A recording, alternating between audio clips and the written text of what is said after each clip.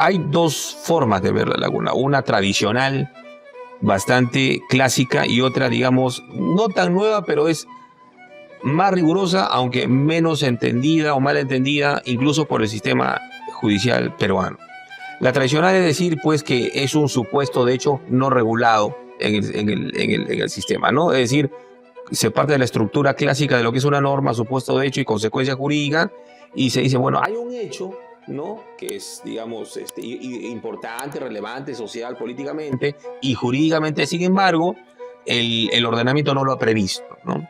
Esa es una manera, digamos, bastante lata de decir, que no es precisa, porque lo que tiene ahí es de que, digamos, cómo se construye ese supuesto de hecho. Digamos, alguna en ciertos casos funciona. Lo que no tienes garantizado que funcione en todos los casos. Y cuando no funciona, digamos, es cuando simplemente no da una respuesta, ni siquiera por mayoría, ¿ya? Y ahí es donde se queda el tema de la laguna. Es decir, es un mecanismo imperfecto de toma de decisiones que funciona parcialmente, pero que luego de eso no hay un sucedáneo, por decirlo así, no hay una alternativa.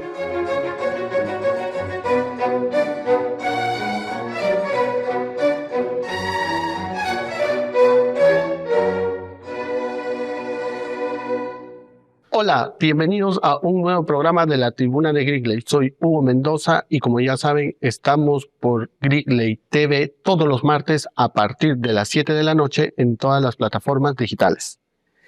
El día de hoy tenemos como invitado al doctor Miguel Ángel León Untiveros, decano de la Facultad de Derecho de la Universidad Peruana del Centro, docente de Filosofía del Derecho de la Universidad Nacional Mayor de San Marcos y docente de la Academia de la Magistratura y miembro de la Academia Mexicana de Lógica y director del Taller Latinoamericano de Lógica Jurídica. El tema que vamos a tratar es el análisis sobre las lagunas y la aplicación de la lógica jurídica a este problema, repito, de las lagunas. Sin duda, un tema bastante interesante para toda persona que quiera adentrarse al estudio del derecho, y con mayor razón para los profesionales que ejercemos el derecho, tanto a nivel de fiscales, de jueces, procuradores o de abogados litigantes, y también, como no, para los docentes. Bienvenido a todo nuestro programa. Gracias a Editorial Gridley por la invitación. Y nada, estoy presto a dialogar sobre este tema. Correcto. Un poco para adentrarnos a la materia y para los que nos están viendo puedan entender un poco qué son las lagunas en el derecho, cómo se entienden, cuál es su naturaleza, qué implicancias tienen, cuáles son sus efectos y cómo se aborda este problema de las lagunas.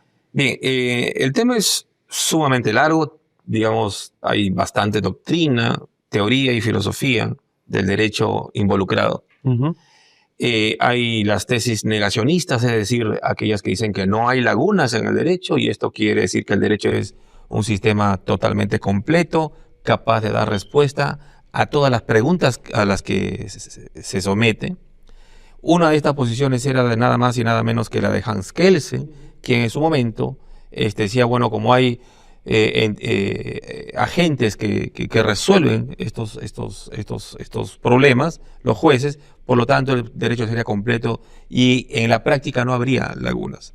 Pero eso es tanto confundir el remedio con la enfermedad. Es decir, por el hecho que haya el remedio, la enfermedad no significa que no exista. Al contrario, el remedio presupone la enfermedad, ¿correcto? Entonces, el hecho de que los jueces tengan que colmar o responder algo que el sistema no responde, precisamente muestra o presupone que la laguna existe. Pero más allá de eso, ¿qué es una laguna? Es decir, ¿qué concepto? Porque en Perú, por ejemplo, ha habido plenos casatorios, por ejemplo, en sede civil, donde no ha habido una clara noción de lo que es una laguna, y por lo tanto consideraron que no era laguna, algo que sí lo era, y eso daba lugar a que no se utilice razonamiento analógico, sino otra cosa, y como verá, eso ya atenta incluso hasta con la debida motivación, porque se sabe que ante una laguna lo que procede normalmente en el derecho es el razonamiento analógico. Cuando uno niega lo que es,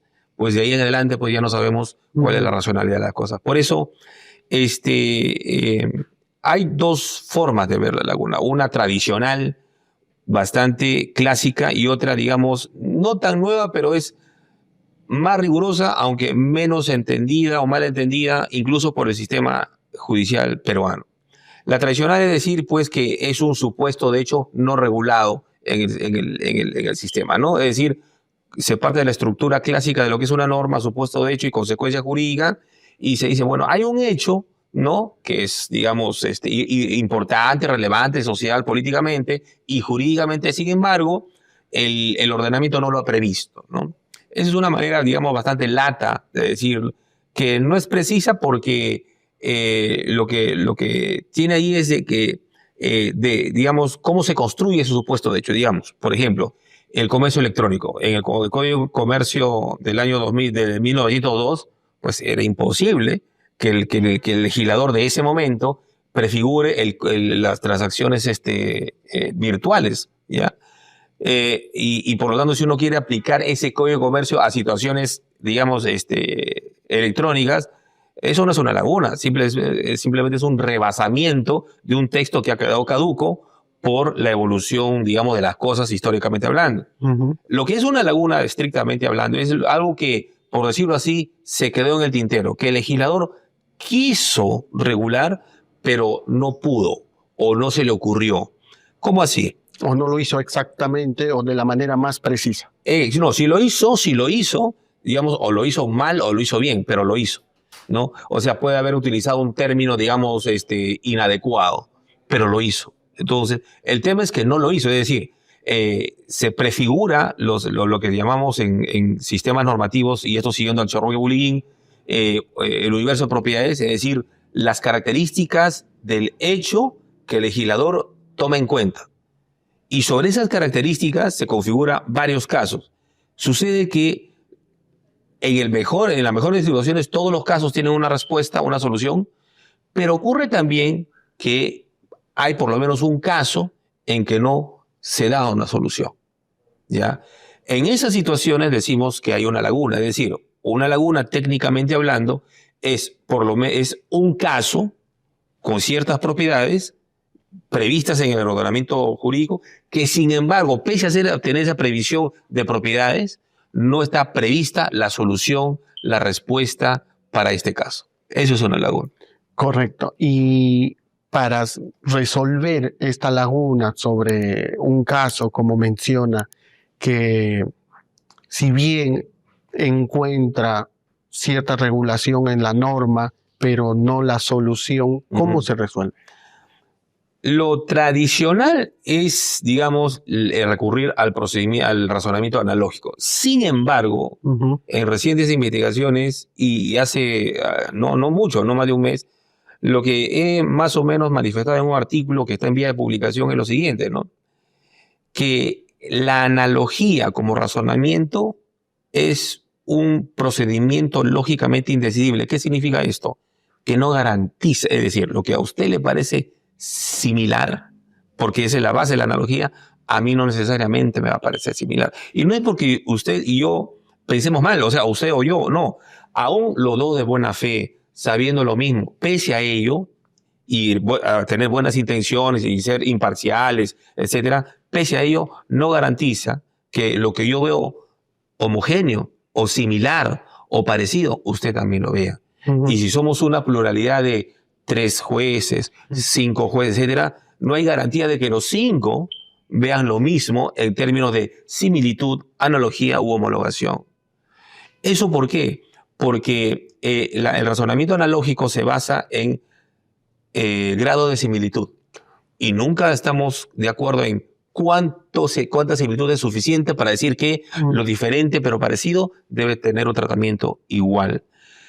Eso hace, y hay demostraciones formales, matemáticas, que dicen que el procedimiento racional es indecible. Es decir, usted tranquilamente puede decir que sí, yo puedo decir que no, y así sucesivamente. Y eso no es que haya, digamos, mala fe, sino es la misma estructura de ese razonamiento.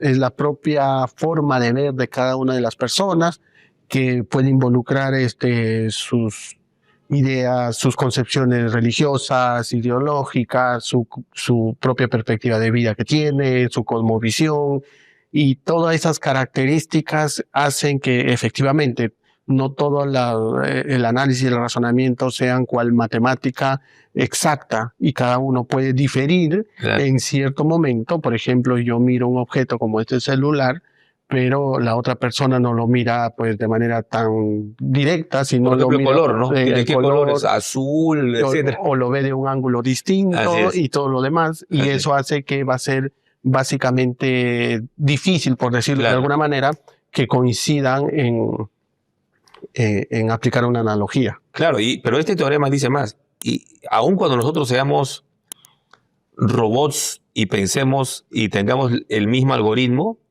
ni siquiera eso garantiza la unicidad. ¿Por qué? Porque como, digamos, no hay un criterio unívoco de suficiencia de similitud, entonces cada algoritmo puede distinguirse del otro. Claro. Entonces, digamos, esto es ya, o sea, sí es verdad, los seres humanos tenemos un tema histórico, cultural, racional, de creencias, pero aun cuando fuésemos robots, ni siquiera ellos tendrían la posibilidad de llegar a una unicidad en estos casos de analogía. Correcto. Entonces, al tener en cuenta lo que nos acaba de mencionar, que aplicar la analogía no es la mejor solución para abordar un problema de una laguna, ¿cuál es la otra herramienta que podría acercarnos a una mejor solución de la laguna? Claro, antes de pasar eso, lo que hay que decir es que la laguna en ciertos casos funciona. Lo que no tienes garantizado que funcione en todos los casos. Y cuando no funciona, digamos, es cuando simplemente no da una respuesta, ni siquiera por mayoría, ¿ya? Y ahí es donde se queda el tema de la laguna. Es decir, es un mecanismo imperfecto de toma de decisiones que funciona parcialmente, pero que luego de eso no hay un sucedáneo, por decirlo así, no hay una alternativa. Entonces, eso es lo que me ha estado preocupando ya hace algunos meses. ¿Y qué es lo que ocurre? Ya este es un tema de inteligencia artificial. ¿Ya? Hace poco hubo una conferencia sobre base de datos. ¿Por qué menciono el tema de base de datos? Claro, algunos dirán, ¿y qué tiene que ver el sistema jurídico con una base de datos? Pues bien, en 1985 ya se hizo la analogía o semejanza entre una base de datos y un sistema normativo. Porque el mismo Bullikin señalaba que el sistema normativo es una estructura de casos y soluciones. Los casos son, en términos generales, preguntas, y las soluciones son respuestas a esas preguntas. Y un sistema y una base de datos es igual. O sea, tiene a la base de datos, usted le hace preguntas para obtener respuestas. Digamos, boletos para un cine, boletos para un concierto, matrículas de una universidad. Todas manejan una base de datos. Y sobre esa base de datos, pues, responden las preguntas de sus usuarios. Igual, el derecho puede ser tranquilamente visto, y además, desde el punto de vista de sistemas normativos, es un sistema de base de datos. ¿Qué ocurre? En las bases de datos también hay incompletitud, es decir, hay preguntas para la cual la base de datos no tiene respuesta. Y en ese sector, ya que tiene que ver con ciencia de la computación e inteligencia artificial, lo que se hace no es la analogía que hacemos en el derecho. Lo que se hace es utilizar bases de datos alternativos. Es decir, en términos ideales y posibles, cómo se hubiese completado esta base de datos. Ese es un primer paso. Y luego se aplica teoría de decisiones, pero esta que se conoce teoría social de elecciones o social choice, donde sí efectivamente hay preferencias y todo, pero preferencias reguladas, digamos, matemáticamente, es decir, para que no sean arbitrarias, es decir, lo que yo creo, porque creo, no tan subjetivo ni tan, particular, sino tiene que ver cierta objetividad pese a ser mis creencias. Entonces, lo que hacen allí en inteligencia artificial es, si tengo una base de datos incompleta, genero posibles bases de datos, pero completas, que sí respondan a la pregunta no respondida por la anterior. y de estas varias alternativas que tengo, elijo la mejor de acuerdo a ciertos criterios de elección social. Tanto lo uno como lo otro son procesos rigurosos, es decir, formalizados, tanto en lógica como en matemáticas, y por lo tanto son más racionales. Entonces, la propuesta reciente es, ok, digamos, sigamos utilizando analogía, pero en las situaciones en las que la analogía, sabemos, no va a funcionar o va a funcionar mal, o por ejemplo, en la mano en parte, es decir, en el derecho penal está prohibida la analogía. Entonces, ahí no se puede utilizar la analogía, pero sí las bases de datos alternativas. Correcto. Esto sobre las bases de datos alternativas también nos acerca un poco más a lo que podría ser este futuro no muy lejano o más cercano de lo que podría significar el impacto de la inteligencia artificial en el derecho, ¿usted cree? De hecho que, digamos, la inteligencia artificial llegó para quedarse. Llegó para quedarse. Es decir, a raíz de la pandemia, y todos somos testigos, el derecho estaba bastante desvinculado al uso de la tecnología de la información. Ahora no solamente está vinculado a la tecnología de información, sino que a nivel mundial sabemos que hay ya intervención, tanto en escritos de parte como resoluciones judiciales de la inteligencia artificial generativa.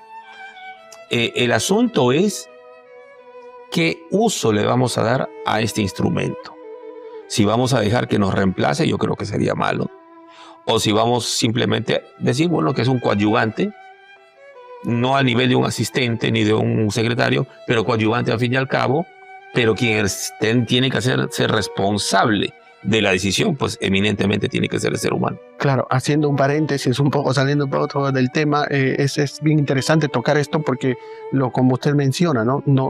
La idea no es que nos reemplace y creo que tampoco lo va a poder hacer porque finalmente la inteligencia artificial lo que hace es aglomerar toda la información que existe en la nube, en el Internet, de la manera más sistematizada posible. Sin embargo, ahí podemos ver ciertos problemas, como por ejemplo, tú puedes preguntar algún tema en concreto, te va a responder, pero probablemente sacó la información de una fuente o de una persona que que copió una fuente sin citar, me refiero al plagio, y tú te estás siguiendo del plagio. Entonces es muy importante lo que usted dice también, en el sentido de que, si bien es cierto, ayuda mucho, pero alguien tiene que hacerse responsable y la responsabilidad recae del quien la está usando.